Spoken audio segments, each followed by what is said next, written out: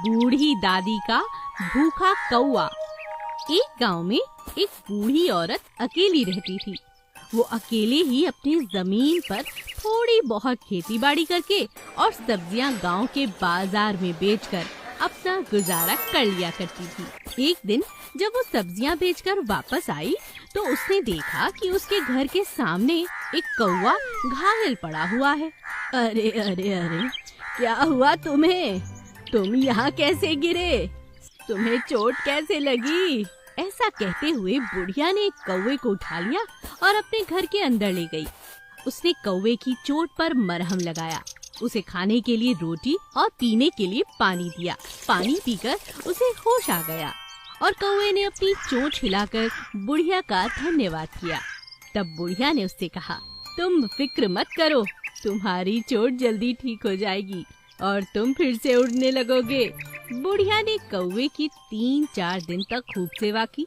एक दिन जब वो बुढ़िया सुबह सुबह उठी तो उसने देखा कि कौवा उसके घर में ही नहीं है। अरे कौवा कहाँ गया? उसे कोई बिल्ली तो नहीं ले गई? तभी बुढ़िया को अपने आंगन के पेड़ से काए काए की आवाज सुनाई दी। बुढ़िया ने देखा तो कौवा बिल्कुल ठीक हो गया था और पेड़ पर बैठा काए काए कर रहा था। अच्छा, तो तुम ठीक हो गए हो। ठीक है, अब तुम आजाद हो, कहीं भी उड़कर जा सकते हो। जब बुढ़िया ने ऐसा कहा तो कौवा उड़कर उसके सामने बैठ गया और कहने लगा, नहीं नहीं अम्मा, मैं कहीं नहीं जाऊंगा, मैं आपके पास ही रहूंगा। अरे क्या तू बोल सकता है? हाँ अम्मा, मैं बोल सकता हूँ। अब कौवा बुढ़िया के पास ही रहने लगा। एक दिन जब सुबह सुबह कौवा बाहर से उड़कर आया तो उसने देखा कि बुढ़िया अंदर बीमार पड़ी है।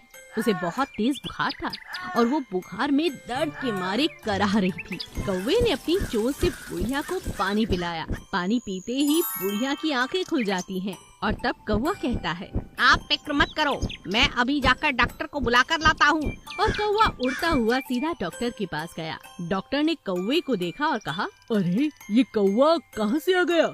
उड़ाओ इसे यहाँ से। लेकिन कौवे ने झट से डॉक्टर की घड़ी उठाई और उसे लेकर उड़ने लगा। घड़ी काफी कीमती थी। डॉक्टर और उसके कर्मचारी भी पकड़ो पकड़ो कहते हुए कौवे का पीछा करने लगे और भागने लगे।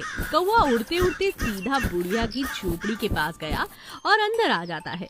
जब डॉक्टर और उसके कर्मचारी झोपड़ी के अंदर गए तो बुढ़िया को बीमार देखकर सारी बात उनकी समझ में आ गई।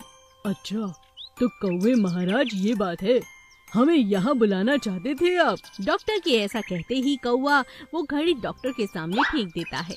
डॉक्टर ने बुढ़िया को देखा और उसे अपने साथ अस्पताल ले गया। उसका वहाँ अच्छे से इलाज हुआ। कुछ ही दिनों में अच्छा इलाज मिलने के कारण बुढ़िया बिल्कुल ठीक हो गई। आज तुम्हारे कारण ही मैं जिंदा हूँ, तुम्हारा बहुत बहुत शुक्रिया।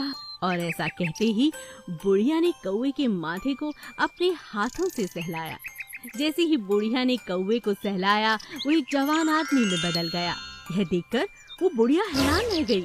अम्मा, मुझे एक ऋषि ने श्राप दिया था और कौवे में बदल डाला था और कहा था कि मेरे द्वारा एक भला काम होने पर जब कोई मेरे सर को सहलाएगा तो मैं अपनी असली रूप में आ जाऊंगा। आज से तुम ही मेरी माँ हो और मैं तुम्हारा बेटा।